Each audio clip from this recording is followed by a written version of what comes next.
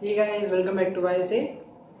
Last lecture में हमने देखा था कि एक्चुअली हम लास्ट लेक्चर में बोला था कि हम जो माइकलसन मॉरल एक्सपेरिमेंट है वो नेक्स्ट लेक्चर में करने वाले हैं। बट प्रॉब्लम क्या है कि माइकलसन मॉरल जो एक्सपेरिमेंट है वो हमारे जैम के सिलेबस में नहीं है। तो जब हम बीएससी के लेक्चर्स बनाएंगे ओके तब हम उसको कवर कर लेंगे। फिलहाल हम डायरेक्टली जंप कर रहे हैं postulates of special theory of relativity के ऊपर। तो उसके दो पोस्टुलेट्स हैं, मेन दो पोस्टुलेट्स, एक्चुअली तीन पोस्टुलेट्स बनते हैं बट जो मेन पोस्टुलेट्स है जो ज़्यादातर बुक्स में दिए हुए हैं वो हम डिस्कस कर रहे हैं। तो फर्स्ट पोस्टुलेट ये है कि law of physics are same in all frames of references, जो एक दूसरे के कंपैरिजन में एक क्या बोले कांस्टेंट वेलोसिटी से मूव कर रहा है। ओके, जो S R S dash frame है वो एक v वेलोसिटी से मूव कर रहा है, जो इसके अकॉर्डिंग मतलब इसके रिस्पेक्ट में एक कांस्टेंट वेलोसिटी है, एक यूनिफॉर्म वेलोसिटी है। ओके, और speed of light in free space has the same value for all inertial observers.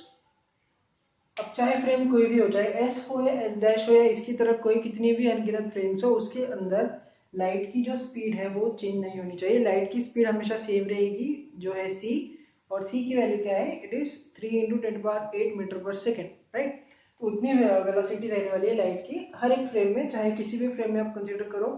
Okay, तो जैसे कि हमने अब देखा था लास्ट लेक्चर्स में गैलीलियन ट्रांसफॉर्मेशन के बारे में, उसमें क्या हो रहा था, हमने देखा कि गैलीलियन ट्रांसफॉर्मेशंस में एक्सेलरेशन कांस्टेंट रहेगी, राइट। एक्सेलरेशन बदलने के कारण क्या हो रहा है, जो फोर्स है, जो मास है, वो भी सब कांस्टेंट रह रहे हैं। ओके, तो जितने भी मोशन से रिलेटेड एक्सपेरिमेंट्स है उसके अंदर गैलीलियन ट्रांसफॉर्मेशंस एप्लीकेबल है, राइट।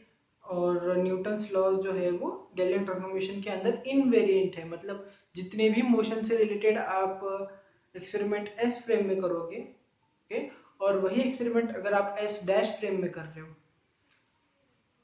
मोशन से related experiments, let's say E1 experiment आपने यहाँ कर लिया, ओके, और वही एक्सपेरिमेंट अगर आप एस डैश में कर रहे हो, ओके, एस प्राइम में कर रहे हो, तो भी आपको जो रिजल्ट E1 में मिले, ओके, जो E1 एक्सपेरिमेंट यानी कि एस फ्रेम में मिले, वही रिजल्ट्स आपको एस प्राइम फ्रेम में भी मिलने वाले, चाहे आप किसी और थर्ड फ्रेम में भी, अगर आप फ्रेम ऑफ रेफरेंस में अगर आप एक्सपेरिमेंट करो तो आपको सेम ही रिजल्ट्स मिलने वाले हैं। ओके, क्यों? क्योंकि जो हमारे न्यूटन के लॉज है वो गैलीलियन ट्रांसफॉर्मेशंस के हिसाब से इनवेरिएंट है, okay, in the inertial frames.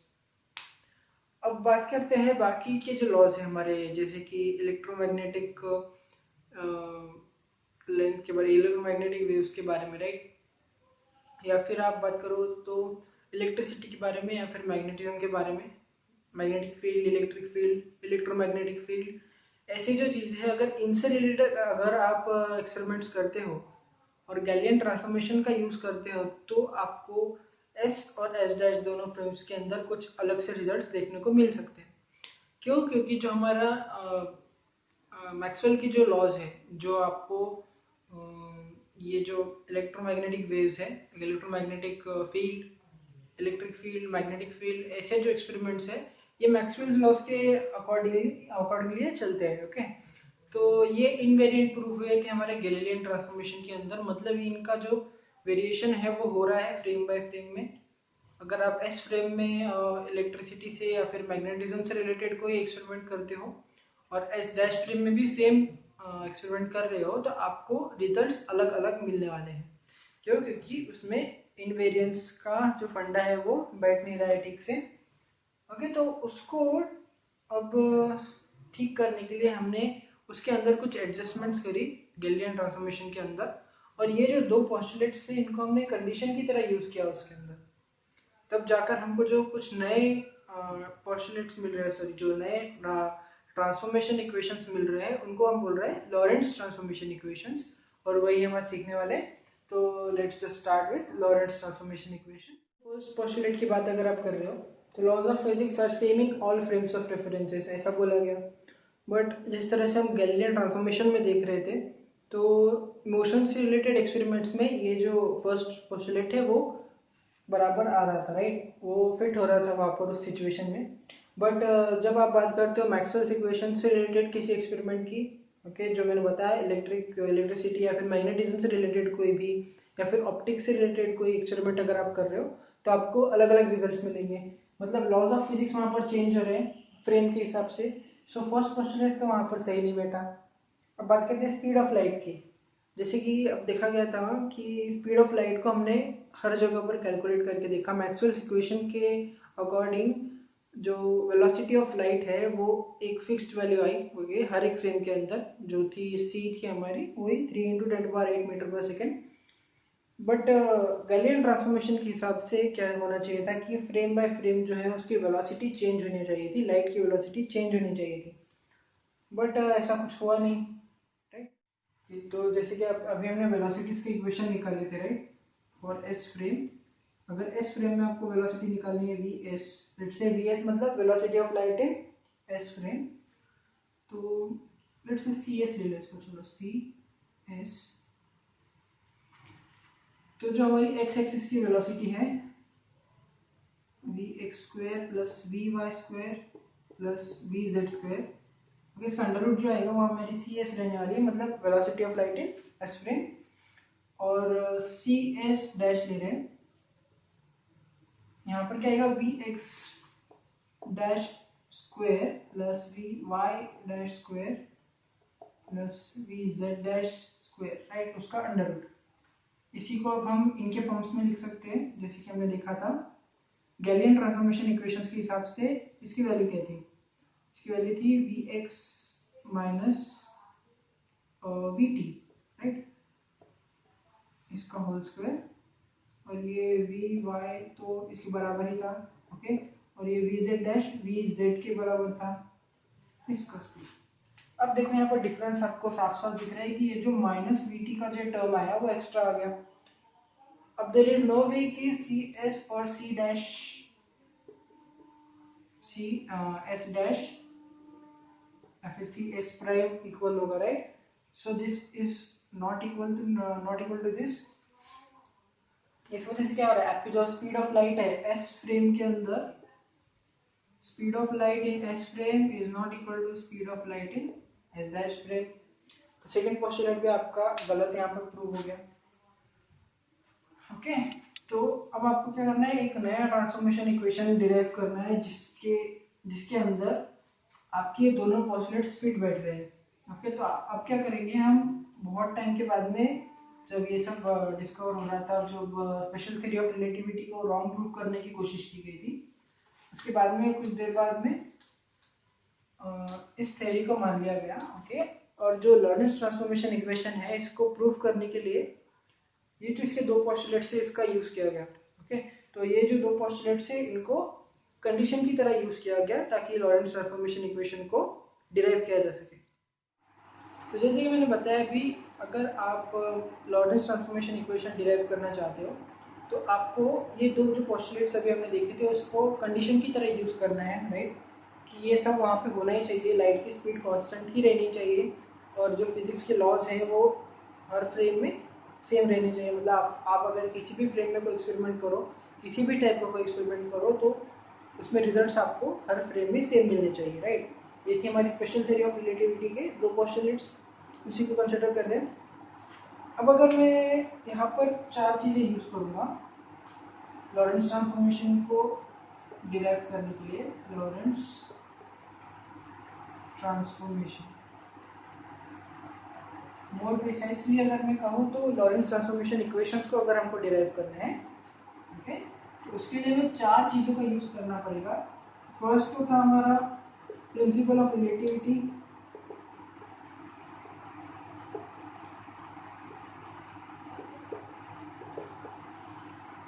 ये किसी स्कूल का प्रिंसिपल नहीं है, वो प्रिंसिपल ये है, ये आपके स्कूल का प्रिंसिपल है, ये दूसरा प्रिंसिपल है, राइट। तो प्रिंसिपल ऑफ रिलेटिविटी का हम स्टार्टिंग में यूज कर रहे हैं, ओके। तो प्रिंसिपल ऑफ रिलेटिविटी मतलब क्या, जो हमारा वो था, जो laws of physics are applicable in all frames of references, right, वाला। और जो सेकंड है वो कर रहे हैं हम constituency of speed of light,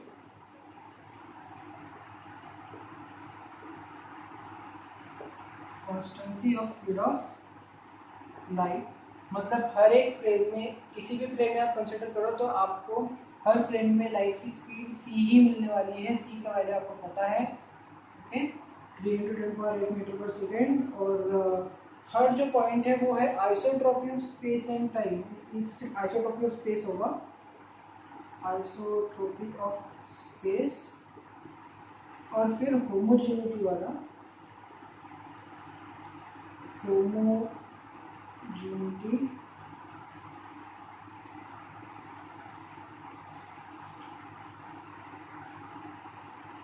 of space and time.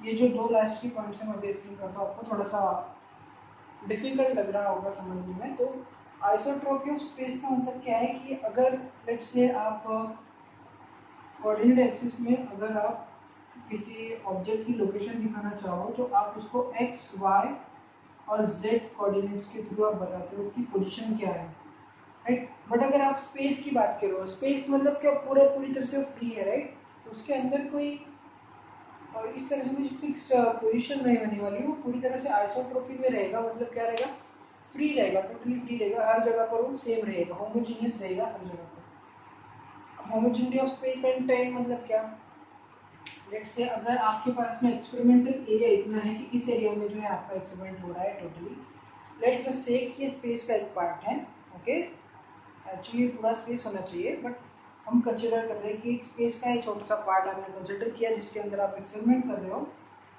तो होमोजेनिटी ऑफ स्पेस का मतलब क्या है कि अगर मैं इसके 4 भी पार्ट्स कर लूँ, इस स्पेस के मैं 4 पार्ट भी कर लूँ, तो इस पार्ट के अंदर पार्ट 1, 2, 3 और 4, पार्ट 1 के अंदर भी अगर मैं कोई एक्सपेरिमेंट कर रहा हूँ तो उसके अंदर मुझे सेम रिजल्ट्स मिलने चाहिए, पार्ट 2 में भी सेम, 3 में भी और 4th में भी मुझे सेम रिजल्ट्स मिलने चाहिए एक सेम एक्सपेरिमेंट के। तो ये हो गया आपको होमोजेनिटी ऑफ स्पेस, राइट। अगर आप आज को एक्सपेरिमेंट कर रहे हो, लेट्स से अगर मैं बात कर रहा हूँ लॉज ऑफ मोशन की, न्यूटन के लॉज ऑफ मोशन की, तो आज अगर वो लॉज करेक्ट बैठ रहे हैं तो मिलियन ईयर्स बाद या मिलियन ईयर्स पहले भी वो लॉज करेक्ट बैठने चाहिए। मतलब ऐसा नहीं कि लॉ फाइंड हो गया, आपने जो लॉज ढूंढे, वो लॉ ढूंढना अलग बात है, उसका एप्लीकेबल होना अलग बात है, ठीक है। और जैसे कि हमने अभी न्यूटन के लॉज को जब भी हमने डिस्कवर किया होगा, बट उसके कई साल पहले से वो लॉज एप्लीकेबल है, राइट। ढूंढा हमने लेट, बट एप्लीकेबल बहुत पहले से, उसके अकॉर्डिंग ही सब कुछ हो रहा है, जो मोशन से रिलेटेड जो भी चीज़ें हो रही है उसके अकॉर्डिंग ही हो रहा है, राइट। तो वो एप्लीकेबल बहुत टाइम पहले से है और आने वाले भी कई टाइम तक वो एप्लीकेबल होना चाहिए, उसका मतलब है होमोजेनिटी ऑफ टाइम, ठीक है। जो लॉज है वो कई समय तक, जो भी आने वाला समय उसमें एप्लीकेबल होने चाहिए। तो जब लॉरेंस ट्रांसफॉर्मेशन इक्वेशंस को डिराइव करेंगे तो उसी तरह से जैसे हमने पहले किया था, एस फ्रेम एक ले लेंगे और एक एस डैश फ्रेम ले लेंगे जो दोनों सेम ही लेवल पर हैं, और एस डैश फ्रेम जो है एक यूनिफॉर्म वेलोसिटी v से सामने चल रही है, जो इसके रिस्पेक्ट में यूनिफॉर्म वेलोसिटी है, राइट। जो एस डैश फ्रेम है, अगर आप एस फ्रेम से देखो तो एस डैश फ्रेम आपको एक यूनिफॉर्म वेलोसिटी से चलती हुई दिखाई देगी। अब अगर मैं कहूँ कि किसी पॉइंट P पर एक इवेंट हो रहा है, राइट। इवेंट हो रहा है मतलब कोई घटना घट रही है, चाहे आपने एक फुटबॉल को किक किया हो या फिर कोई एक्सपेरिमेंट किया हो, ओके, या फिर कुछ लिख रहे हो, राइट, वो सब कुछ एक इवेंट है। तो एक इवेंट P पॉइंट पर हो रहा है, तो अगर मैं S फ्रेम से पूछूं, ओके, कि इवेंट कहाँ हो रहा है, तो S फ्रेम का आंसर क्या होगा, ये हो रहा है X, Y और Z, इस कोऑर्डिनेट में हो रहा है ये। और टाइम कब हो रहा है, कब हो रहा है पूछो तो मुझे आंसर मिलेगा T टाइम पर हो रहा है, राइट। और यही क्वेश्चन अगर मैं S प्राइम फ्रेम से पूछूं कि ये इवेंट कहाँ हो रहा है, तो वो मुझे बताएगा कि X prime, Y prime, Z prime और T प्राइम पर ये जो इवेंट है वो हो रहा है। अब अगर मैं बात करूं कि अगर मैं इस x प्राइम को इस एक्स वाई जेड के फॉर्म में लिखना चाहूँ, राइट, एक्स प्राइम जो कोऑर्डिनेट है उसको अगर मैं एक्स वाई जेड और टी के फॉर्म में अगर मैं लिखना चाहूँ तो मैं कॉन्स्टेंट्स का यूज करेंगे, कुछ कॉन्स्टेंट टर्म्स जैसे a11, x plus a12y plus a13z plus a14t, इस तरह से मैं यूज करके एक्स प्राइम को लिख सकता हूँ, कांस्टेंट टर्म्स का यूज करके। अब यहाँ पे हम बात कर रहे थे कि जो हमारी मोशन है कुछ इस साइड में है, इस तरफ में है, मतलब क्या, एक्स डायरेक्शन में आपकी मोशन हो रही है, कि जो आपकी जो फ्रेम्स है वो एक्स डायरेक्शन में मूव कर रही है। ओके, इसका मतलब क्या है, ना ही ऊपर जा रही है ना ही इस साइड जा रही है, जेड डायरेक्शन जा रही है, राइट। तो इसका मतलब है y इज इक्वल टू 0 और जो आपका z है वो भी 0 है, राइट। तो इसका मतलब क्या हो रहा है यहाँ पर कि x प्राइम जो है एक कांस्टेंट a आपने ले लिया फॉर x, ये 0 y 0 इसलिए z 0 इसलिए ये भी 0। अब t के साथ में t तो 0 नहीं हुआ हमारा, तो यहाँ पर एक दूसरा कांस्टेंट यहाँ पे b के साथ t के साथ में ले लिया b, राइट। तो ये हुआ हमारा एक इक्वेशन, इसको ले लेते हैं, इसको इक्वेशन a बोल लो। इसी तरह से अगर मैं t डैश के लिए इक्वेशन लिखना चाहूँ तो t डैश को भी मैं इसी तरह से लिख सकता हूँ, y और z तो हमारा 0 है, तो लिख सकता हूँ मैं। अब c नहीं लिखूंगा, c कांस्टेंट यूज नहीं कर सकता मैं, क्योंकि c कांस्टेंट किसके लिए, वेलोसिटी ऑफ लाइट के लिए, तो मैं dx और यहाँ ले लेता हूँ ft, इसको मैं नेम कर देता हूँ इक्वेशन b, राइट। अब ये दो इक्वेशन हम थोड़ा ऊपर लिख के रख लेंगे ताकि सामने जब मतलब इसका यूज कर सकें। ax plus bt, this is our equation a, और t dash जो है this is dx plus ft, equation b।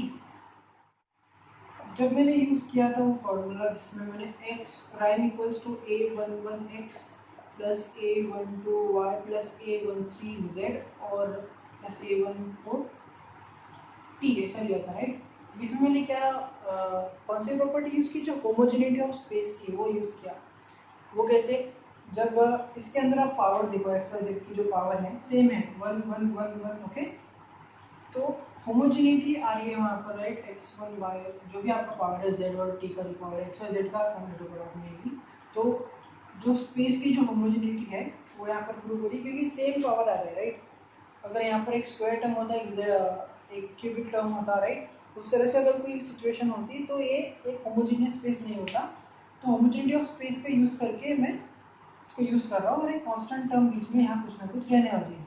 तो इस फैक्ट का यूज करके मैंने एक्स प्राइम की वैल्यू एक्स और टी के फॉर्म में निकाल लिया, एक्स वाई जेड और टी के फॉर्म में निकाल लिया एक्चुअली, बट वाई और जेड में मोशन नहीं है, दैट्स वाई वो 0 0 होगा, और एक्स प्राइम की वैल्यू ए और टी के फॉर्म में आई, ओके। ए और हमारा जो दूसरा कांस्टेंट था बी, और टी डैश की वैल्यू डी और एफ कांस्टेंट के साथ में आ रही है, ओके। अब हमारे पास चार कांस्टेंट्स हैं, तो इन चार कांस्टेंट्स की वैल्यू निकालने के लिए हमारे पास होनी चाहिए चार इक्वेशंस। तो उन इक्वेशंस को अभी हम एक के बाद एक डिराइव करेंगे, और उसको कैसे डिराइव करेंगे, हम कुछ special kinds of events consider करेंगे, कि जो मैं चूज करूँगा, या फिर नहीं हमें चूज करनी है वो इवेंट्स को, उन इवेंट्स को, और उसके अकॉर्डिंग एक एक कांस्टेंट की वैल्यू हमको निकालनी है, ई बी डी और एफ की वैल्यू आपको निकालनी है, उसका यूज करके हम लॉरेंस ट्रांसफॉर्मेशन इक्वेशन को डिराइव करेंगे।